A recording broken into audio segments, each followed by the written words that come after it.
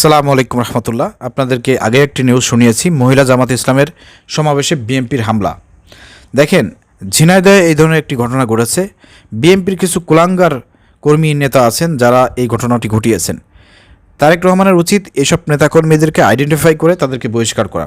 যদি বহিষ্কার না করে তাহলে বুঝবো যে তারেক রহমানের নির্দেশে হয়তো এই ধরনের কর্মকাণ্ড বিএনপির মধ্যে কিছু কুলাঙ্গার আছে, তারা এই ঘটনাটি ঘটিয়েছে। দেখেন, ঝিনাইদহে মহেশপুরে বিশ্ব নারী দিবসের দিনে মহিলা জামাতের শান্তিপূর্ণ সমাবেশে নারীদের উপর পরিকল্পিতভাবে লাঠি ও হাতুড়ি ও কাঁচি নিয়ে হামলা চালানো হয়েছে এবং শ্লীলতাহানিও করা হয়েছে।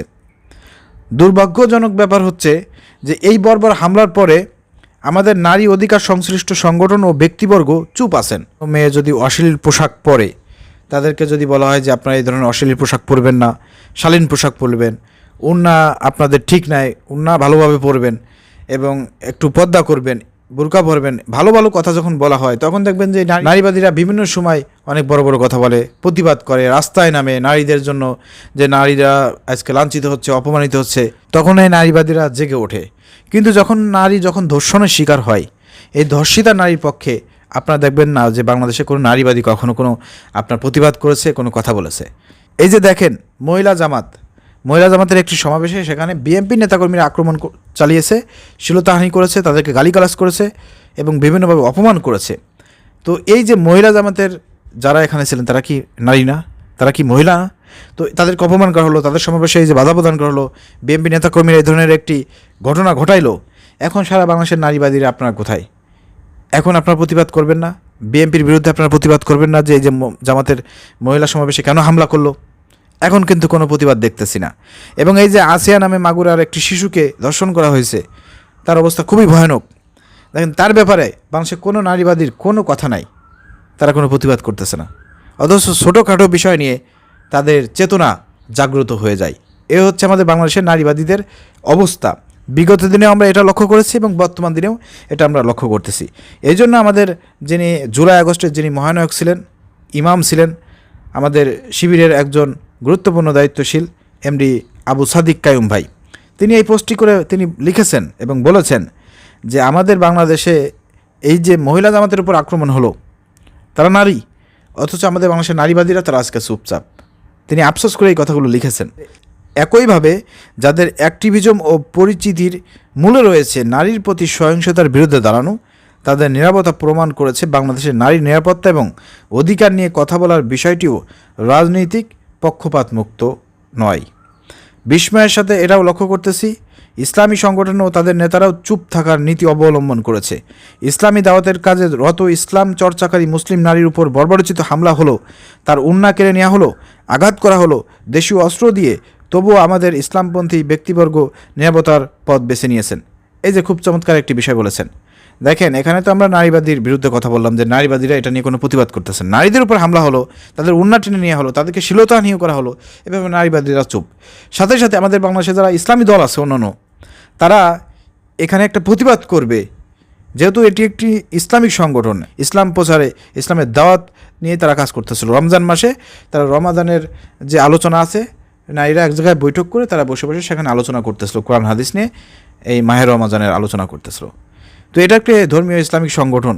তো সেখানে মানুষের যে সব ইসলামিক সংগঠন আছে তাদের উচিত ছিল না যে এই সব মহিলাদের সমাবেশে হামলা চালানো হলো, হ্যাঁ, তো আমরা প্রতিবাদ করি। এসব বিষয়ে আমরা দেখতেছি যে এইসব ইসলামী দলগুলো সংকীর্ণ মনতার পরিচয় দিচ্ছে। ওই যে মহিলা জামাত ইসলামের মহিলা বিভাগ, তো জামাতের মহিলা বিভাগের উপরে হামলা হয়েছে, তাদেরকে শ্লীলতাহানি করা হয়েছে, আমরা কেন প্রতিবাদ করব? এই ধরনের চিন্তা চেতনা যেসব ইসলামী পন্থী দলগুলোর মধ্যে রয়েছে, আপনারা কোনোদিনও সামনে এগোতে পারবেন না। ঠিক এই জন্য সাদিক কায়ুম ভাই তিনি আফসোস করে বলেছেন যে হামলার শিকার নারীরা শুধুমাত্র জামাত করেন, এই জন্য কি তাদের নিরাপত্তা ও অন্যান্য মানবাধিকার নিয়ে কথা বলতে নেই? তিনি এটা প্রশ্ন করেছেন। এটা কি হতে পারে? তারাও তো নারী, অতএব নারীরা আজকে চুপ কেন? নারী অধিকার যারা বাস্তবায়ন করতে চান, অনেক সময় বিভিন্ন রকমের নারীবাদী যারা আছেন তারা কথা বলেন, তো আজকে কেন আপনারা চুপ? আসলে আমাদের এই বাংলাদেশে আজকে সব কিছু একটা রাজনৈতিক বিষয় হয়ে দাঁড়িয়েছে, রাজনৈতিক পক্ষপাতমূলক একটা বিষয় হয়ে গেছে যে এই দল করার কারণে সে যাই হোক, তার উপর জুলুম হোক, নির্যাতন হোক, আমি প্রতিবাদ করবো না, সে তো আমার দল করে না। এই যে এরকম একটা চিন্তা চেতনা থাকার কারণে নারীরা আজকে আসলে অপমানিত হচ্ছে, লাঞ্ছিত হচ্ছে, ধর্ষণের শিকার হচ্ছে, সেভাবে কোনো নারীদের কোনো অধিকার বাস্তবায়ন হচ্ছে না। প্রিয় দর্শক, পুলিশ প্রশাসনের দৃষ্টি আকর্ষণ করছি, অতিবিলম্বে যারা এই মহিলা সমাবেশে হামলা করেছিল যেসব নেতাকর্মী, তাদের নাম ইতিমধ্যেই কিন্তু মামলাতে এসেছে। তো পুলিশ প্রশাসনের উচিত তাদেরকে গ্রেপ্তার করে আইনের আওতায় এনে শাস্তি প্রদান করা, যাতে এই ধরনের কর্মকাণ্ড তারা নেক্সটে করতে না পারে। আর দেশের জনগণকে বলতে চাই, দেখেন সারা বাংলাদেশে বিএনপির অবস্থাটা দেখেন। আওয়ামী লীগের যে চরিত্র ছিল সেই চরিত্র আমরা বর্তমানে বিএনপির মধ্যে দেখতে পাচ্ছি। আজকে বিএনপির এই ধরনের দুষ্কৃতিকারী, চাঁদাবাজি যারা করতেছে এবং এই ধরনের কুলাঙ্গার কিছু নেতাকর্মীদের কারণে আজকে সারা বাংলাদেশে বিএনপিরও বদনাম হচ্ছে, তারেক রহমানেরও বদনাম হচ্ছে এবং এদের অপকর্মতে আজকে সারা বাংলাদেশের মানুষ অতিষ্ঠিত। এই জন্য অনেক জায়গায় আজকে থানায় গিয়েছিলাম, থানার পুলিশরা বলতেছে যে বিএনপি যে অপকর্ম শুরু করছে সারা বাংলাদেশে, যা শুরু করছে, আগে আওয়ামী লীগ ছিল ভালো ছিল। তো চিন্তা করে দেখেন, দেশের মানুষই এই কথা বলা শুরু করছে। তো লজ্জা হওয়া দরকার। এই যে বিএনপি 15 বছর ধরে নির্যাতনের শিকার হলো, জুলুমের শিকার হলো, মাজলুম ছিল, সেই বিএনপির লোকজন এখন সুযোগ পেয়ে তারা আজকে বিভিন্নভাবে তারা মানুষের উপর জুলুম করতেছে, নির্যাতন করতেছে, হামলা করতেছে। তারা এখন স্বৈরাচার হয়ে দাঁড়িয়েছে। অতএব দেশের জনগণকে সিদ্ধান্ত গ্রহণ করতে হবে, আগামীতে আপনারা কি নতুন স্বৈরাচারকে ক্ষমতায় আনতে চান নাকি ইসলামকে ক্ষমতায় আনতে চান, এ বিষয়ে আপনারা সিদ্ধান্ত গ্রহণ করবেন। আগামীতে এটা আপনার বিবেক দিয়ে চিন্তা করে আপনারা ভোট দেবেন। আশা করি বুঝতে পেরেছেন। ধন্যবাদ। আসসালামু আলাইকুম রহমতুল্লাহ।